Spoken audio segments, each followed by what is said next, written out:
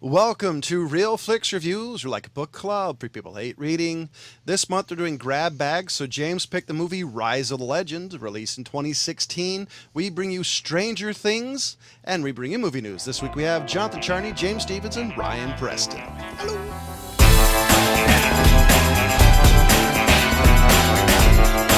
And here's a description of today's movie, and it's not much of a description. It's almost more of a statement. An orphan whose father has been killed by a dark power attempts to bring justice back to the town.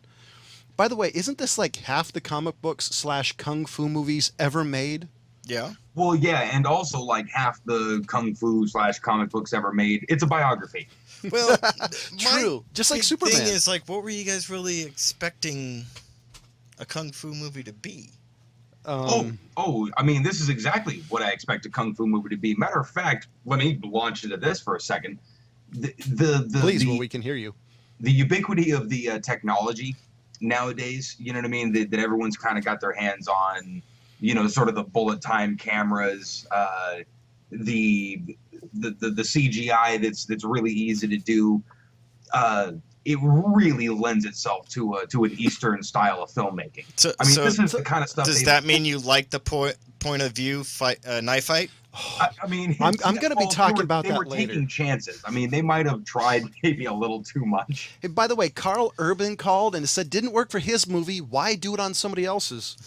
By the way, the first use of bullet time I thought was pretty neat when they had the sword fighting and you could see the air separating the sword fighting. I thought, okay, that was decent use. And then you had that mid-air, barn-jumping, rotating 3D kick flip thing. It's just like... Oh, you mean The Matrix? Holy crap. Well, I was thinking this is mean, one step away from having Keanu Reeves involved. I mean, come on. Look, but obviously the Wachowskis dragged that directly from the Eastern style of filmmaking. True. I mean, they've been doing this kind of shit forever just with wires. You know, and so now that you can do the CGI and actually have people flying around semi-realistically. Well, I got to throw I back... just didn't like the bullet time effect in that second scene. I thought it was better when you were showing like I don't know how to describe it, like the sword slashes and the weapon slashes. You kind of mean like how Kung Fu Hustle did it a few times with the air cutting things? Yeah, okay, I thought was creative. But I want to go back to the thing of the point of view knife fight. I didn't think that was horrible. I thought it was a bit unnecessary. That took me out. Yeah. Well, it seemed like they were throwing the kitchen sink at the director of photography. You know? Yes. Yeah. I see. To me, not only did it throw it out, it totally kind of like took me out of the movie. Even the color, everything looked completely different. But you hate point of view anything. Yes. Well, I don't disagree with that. That's one of the reasons I won't see Hardcore Henry. But at least. The thing I hated about it is if you actually look at the quick parts of film, the film, it was grainy. It almost looked vaguely fish-eye. It's like the fucking waterfall scene from the Hobbit movie. It just drove me nuts. So you didn't like the color at all? Is that what you're saying? That whole thing, those back and forth, it just didn't fit the rest of it. Am I to understand that John Charney didn't like the color palette? I think so. Yes. Wow. Well, it was unprecedented, folks. Well, that's why I was trying to get some It was the color. It was the color palette. It also looked a little grainy to me. It had a vaguely fish eye look. Didn't really match the rest of the film. I actually thought it interrupted the flow of that fight scene. You're talking about the point of view fight. Yeah, the whole thing on that. Okay. So I want to bring up something because I was fully impressed by the opening alley fight scene. Yes, no, I agree. To me, that was totally. And the thing about this movie is there's, 4 alley fight scenes? I remember 2. There's at least 2 or 3. I'm a huge fan of anybody fighting in a phone booth like that, you know? Yeah, and I think the fight choreography that was done in both of the alley fight scenes, because I thought they were really impressive, the first one, and then the second one, for sure, went beyond the first one. See, the second one... in difficulty for one. I mean, that was just amazing. The second one I actually thought was well done because it actually showed a little bit of tactics behind the reason why he was running. It wasn't dumb luck because you saw when he paused, he's like, perfect. Yeah. You know, because a lot of the times in some of these movies, or any movies in general, it's sheer luck that they find themselves in a tactical advantage. And this scene, to me, even though it was a little bit of luck, it was he understood the tactical advantage of making your enemies fight closer together. Yeah. Yeah. I love appreciate that no kung fu movie ever shows a guy getting tired from fighting Oh. 150 people. Right? And Yeah. and they almost never, well, they get hurt. They're not really bleeding as much. You know, like you really would be if you fought 250 people. And the other one I was going to bring back to the one of the other things that I thought was pretty cool was when the boss tells him to go get the head of that Yes. guy, and he fights that guy, and then kicks him into the blade and gets him to cut his own head off. That I thought that was creative use of not just knowing where you're at, but usage of everything around you. That was probably one of the most creative scenes I've seen in any kung fu movie in a long time. And the facial expression and the eye movement and Yeah. the whole thing of that guy getting his head sliced off. The last time I was this impressed with somebody's head or body being disemboweled was the first Resident Evil. I mean, I was really impressed by that. Yeah. Well, okay, I was really loving the. Well, okay, so obviously, you know, most kung fu movies, especially like this, especially when they do biographies, you kind of take it with the sort of the legend grain of salt, you know, Yeah. the big fish story, if you will. Well, it's just like how Pearl Harbor really happened, you know. Not the actual Pearl Harbor, but Wow. the movie. Are you talking about the Benny romance. Affleck? Yes, the Ben Affleck right. movie. Well, I'm trying but- not to make another Das Boot. But this one is way obviously more stylized than the guy's life was going to be. Yeah. So, but you get these larger than life characters, like the dude playing was Master Lu, I think. Yes, Sammy Ho. Oh, The- yes. Yeah, the tubby master Sammy guy Cam Ho. was the adopted Cambu Ho. father of By the way, Faye. he's one of my all-time favorite kung fu fighters. He actually had an American television series. I think it was Yep. in the mid 90s or to the early 2000s. So he's literally, as soon as I saw him, I'm Yeah, like, oh, this is martial gonna, law. yes. As soon as Yeah, I saw well, him, it's like, this is going to be entertaining because he's literally, in my opinion, one of the best out there. And he's been in a ton of things. I mean, Yeah. all the Ip Mans for one, a bunch of Jackie Chan shit. Yep.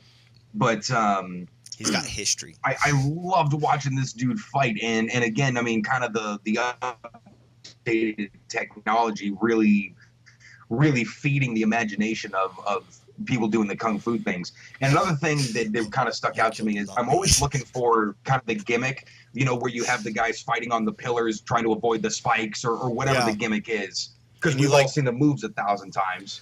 I You know, so was- it's got to be some other element of danger. I kind of like the barn fire fight. Dude, Yeah. with the flames coming up through the boards, the floorboards, that was Yeah. good. That was Yeah. clever. The I only liked it a thing lot. that I wanted to bring it back to was John is right in the fact that in that fight sequence they could have done without all the Matrix style flying around and stuff. And then the other thing that kind of got to me, and the only reason why is because I've seen so many Asian films, whether it be Indonesian, Thai, Chinese, Japanese, all those. I've seen these, and in there, that one, I could see the wires. I could see the wires on their clothes. I could see the suspension things through their outfits. See- And I don't think there's an excuse for it anymore. You know, that's actually something that doesn't bug me as much as bad CGI. Sorry, Like Ryan. there's a couple of scenes within couple of sections within that barn fight scene where the CGI looked kind of like Captain, you know, the Sky Captain, the World of Tomorrow esque. That's really pulling something out there. Yeah, just a tad. So the fight scene, the only problem I really truly have with some of the stuff on here is because there's a couple of scenes like the barn fight scene where they throw gimmick after gimmick. I mean, it was practically a wrestling match. I mean, I don't know how many gimmicks they were throwing out there, but to me, this is kind of a throwback a little bit, kind of in the way they did it. I'd say even more than what is it? The one that came out a couple of years ago. Not House of the Flying Daggers, but the other one. Oh, You know what I'm talking about? Yes, I do. So I actually really liked that. I liked the way they fought. I liked the choreography. Everything about this movie was actually fairly well done, and I came in not expecting much, which for me in a kung fu movie is usually I'm expecting like Chocolate Fighter or something that to me is like top of the mark. Yeah. But Ryan, you were talking about the barn fight scene, and you like the fact that they were adding that as a gimmick.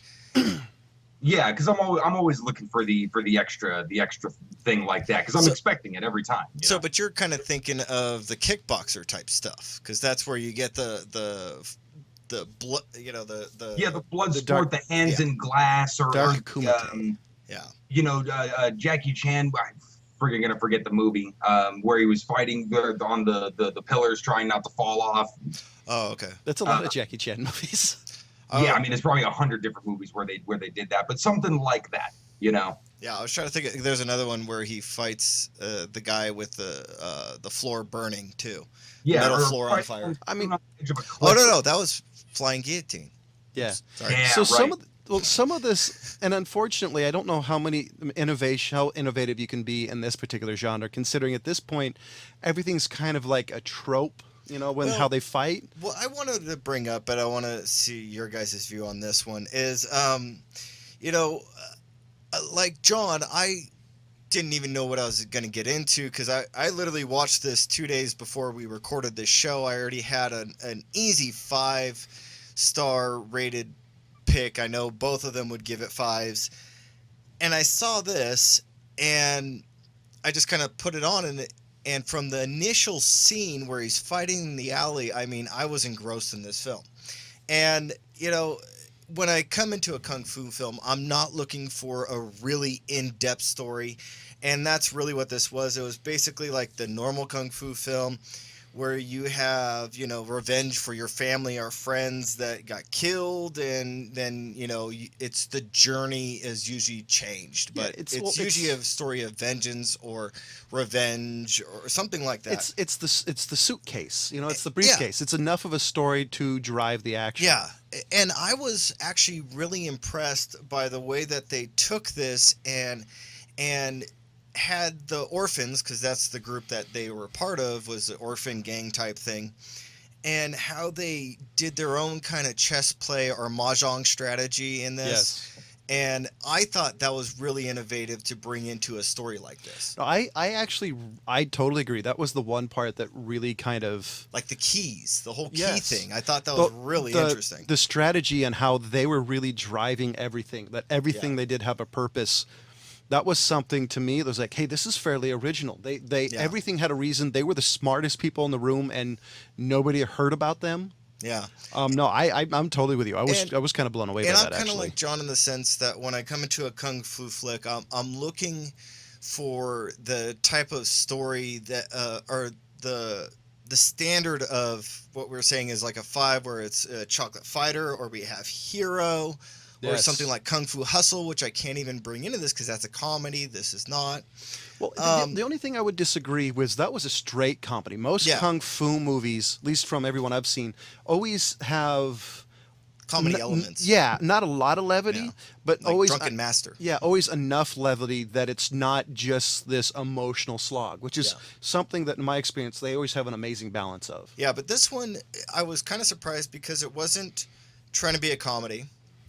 This was, in my viewpoint, this would be in comparison of Hero or Ran or Zatoichi or Yes. something like that, of where you kind of come into it and there's an epicness to it.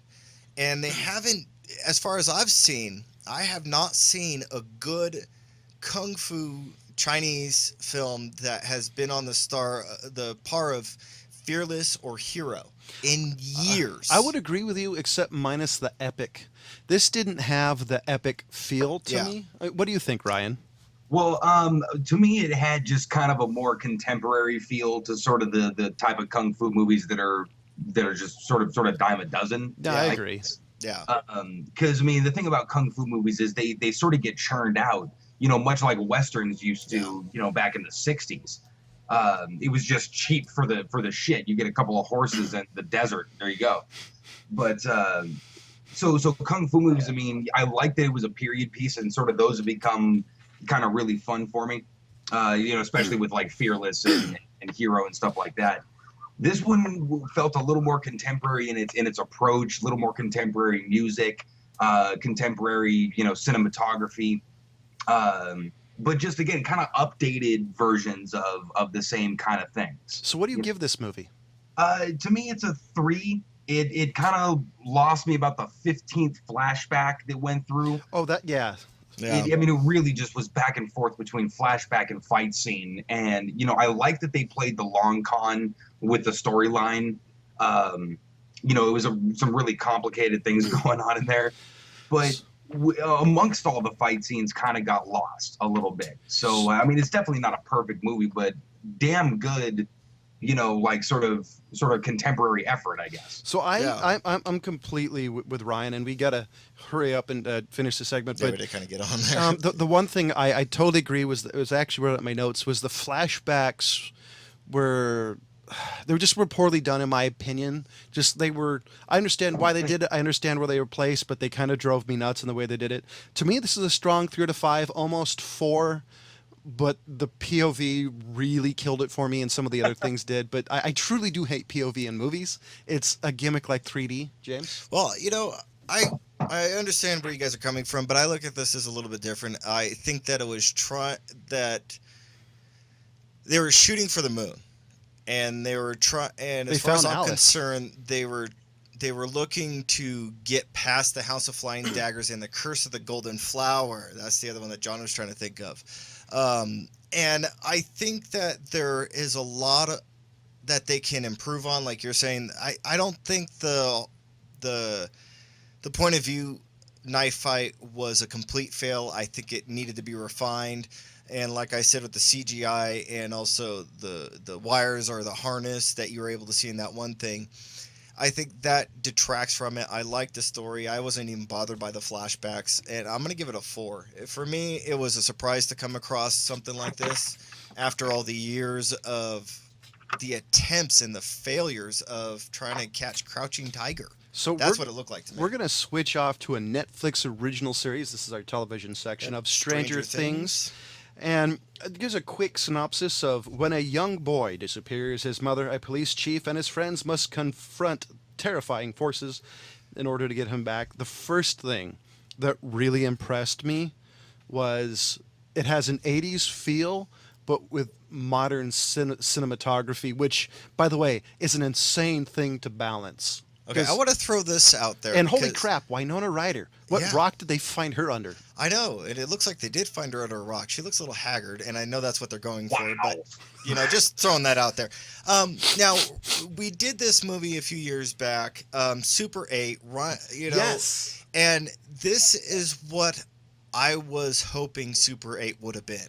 I'm glad you said that, I completely agree. Because as soon as I watched the first episode, and I literally went through all of these episodes in a day, people, because I was just that engrossed by it. And so there's, what was it? It's 55 minutes total. How many episodes is it? 8.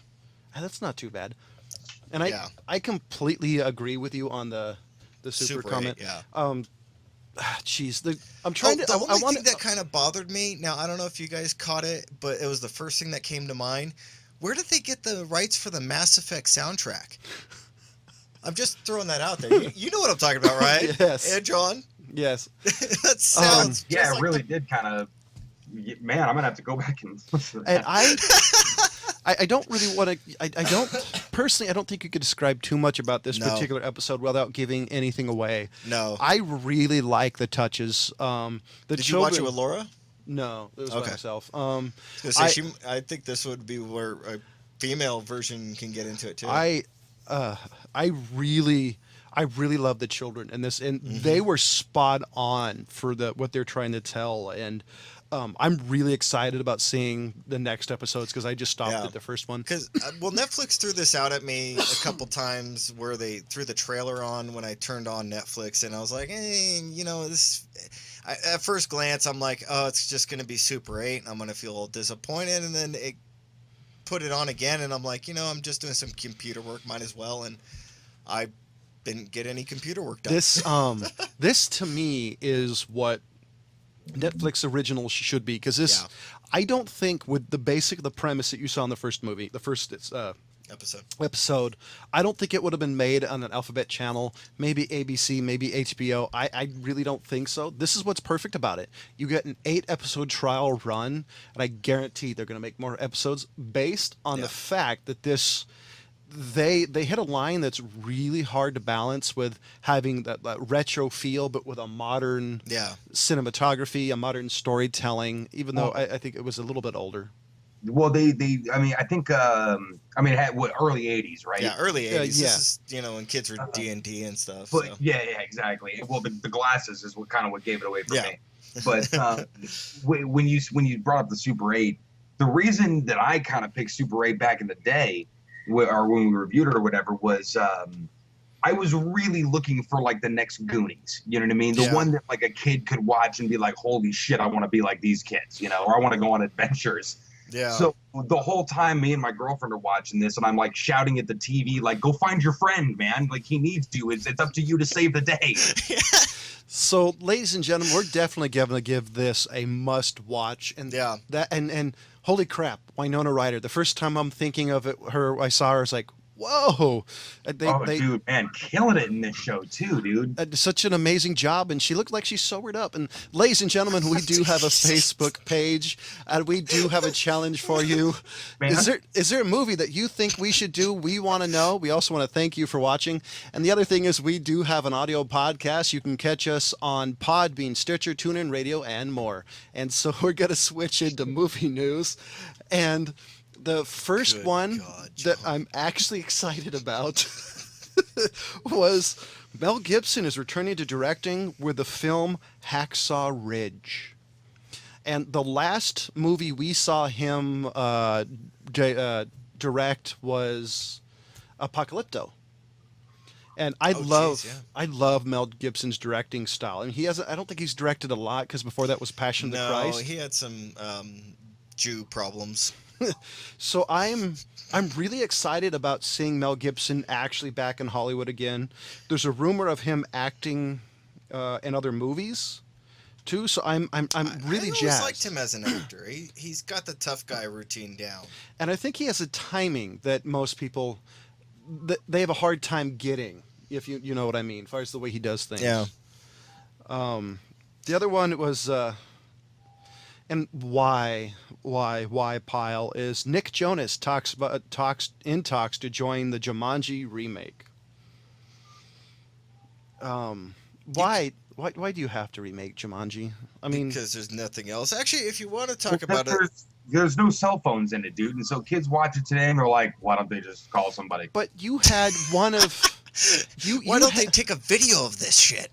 You had one of, if not the greatest drama comedy actor ever in Robin Williams. I do not think you could improve on that movie. No, there's nothing wrong with that with the first movie. No. It's kind of a bizarre remake. It's not like people have forgotten about it. Well, if you want an original, Mr. Ryan gets a little wet for this guy. Tommy Cruise out there is actually redoing doing a new film. The Mummy? No, Mena. A pilot lands work for the CIA and as a drug runner in the South during the 1980s. Wait, hasn't he already done movies? I mean, why all of a sudden is he some sort of spy? First he was some sort of action hero in Days of Thunder, and you had Top Gun.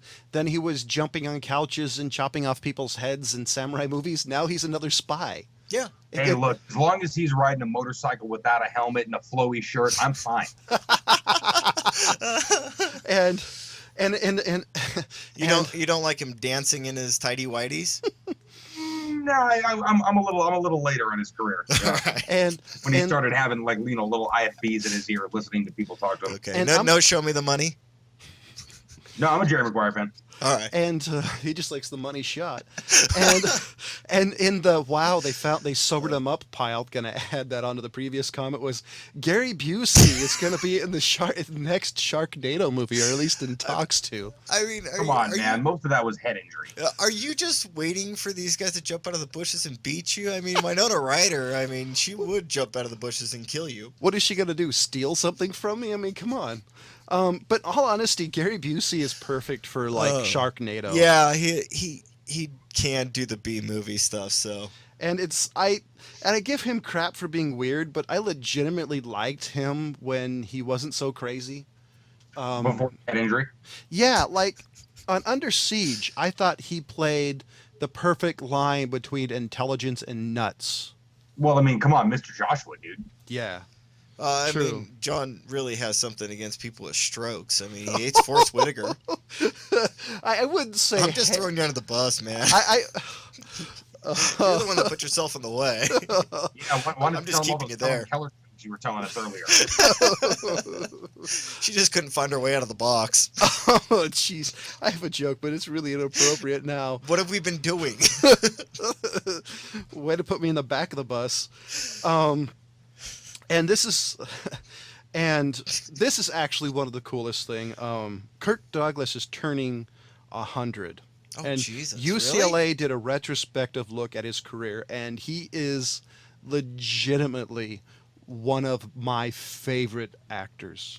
There's very few movies I've ever seen him done that I'm like done or do, depending how close he gets to his 100th birthday. Jesus.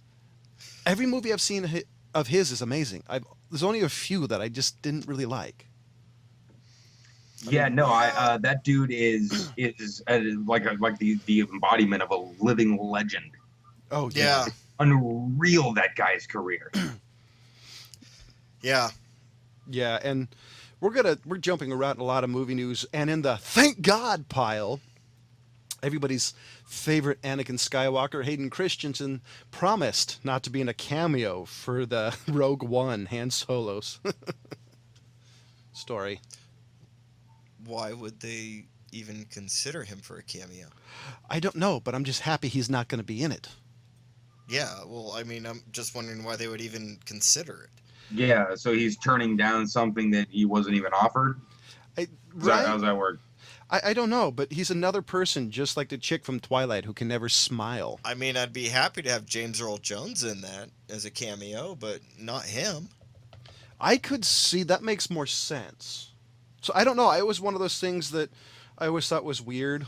I mean, James Earl Jones is still like 14 years younger than Kirk, so I mean, he's still got to be going and kicking. See, you guys know about the new Magnificent Seven, right? Yes.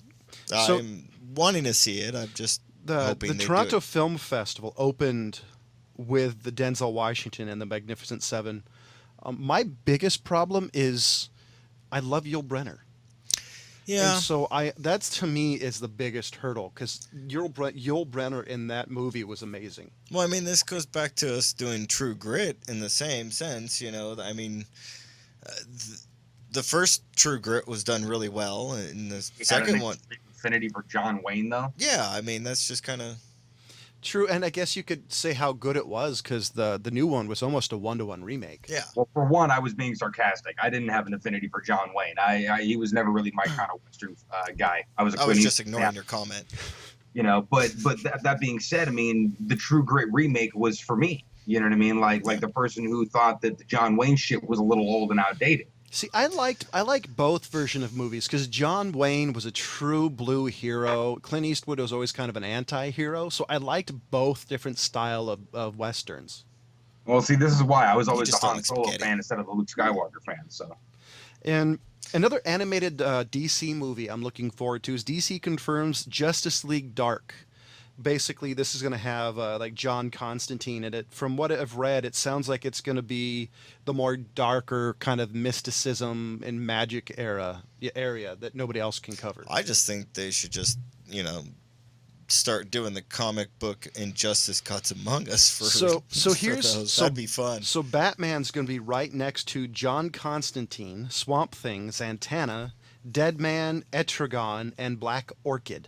So you're gonna have the demon, which I'm excited about. Yeah. Dude, Etrigan, I can't wait for that now. They haven't done much with Etrigan since God. Well, the at early all. 90s. I mean, wasn't that a Teen Titans thing after Raven?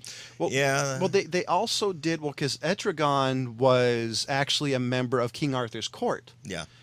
There was a part in one of the Justice League TV series shows, and there was it Flash or one of the comic book characters' comment was, "Wow," and I thought Bats was scary Yeah. because he was the one that said, "What was it? Gone, gone, the form of man, come the demon Etrigan or whatever."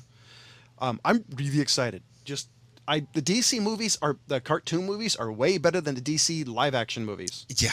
But dude, yeah, and almost vice versa for the or so far for Marvel. Yeah. Oh, hands down, true. Hands down. Except for the Doctor Strange cartoon. I actually thought that was pretty well done as an introduction to the character. Yeah, it was. I just don't. They didn't. I don't know. I thought it think was too versus the actual comic book versus the thing, I think the comic book gives you a little bit more into why he's the way he is. Yeah, that's hard to do. I think that's it's hard a to do. hard transference, especially since when I'm talking about the comic book, I'm talking 1960s. Yeah, and So- that type of medium, then especially that particular characters are really hard to transfer from. I think it makes a better transference to cartoon animation than doing it to live action, because there's a lot of stuff that you got to figure out how to explain and show, and not give people seizures. Yeah. You know, I mean, what do you think, Ryan?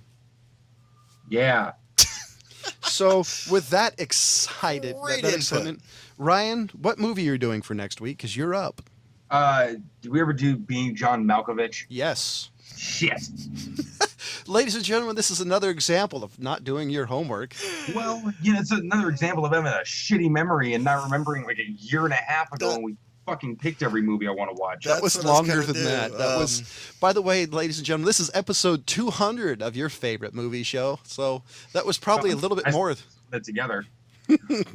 That was 5 years worth of an amazing show. So Ryan, do you have any idea? Or do you just want to kick it down the street? We're gonna kick this one down the street. So, ladies and gentlemen, what we're going to tell you to do is stay tuned to this space, being facebook.com/RealFlixReviews, and we'll tell you what movie we're doing as soon as Ryan figures out what movies we've done. And I gave the movie Rise of Legend a 3 out of 5. James gave it a 4 out of 5. Ryan gave it a 3 out of 5. Next week is... stay tuned. And as always, thank you for watching. Goodbye.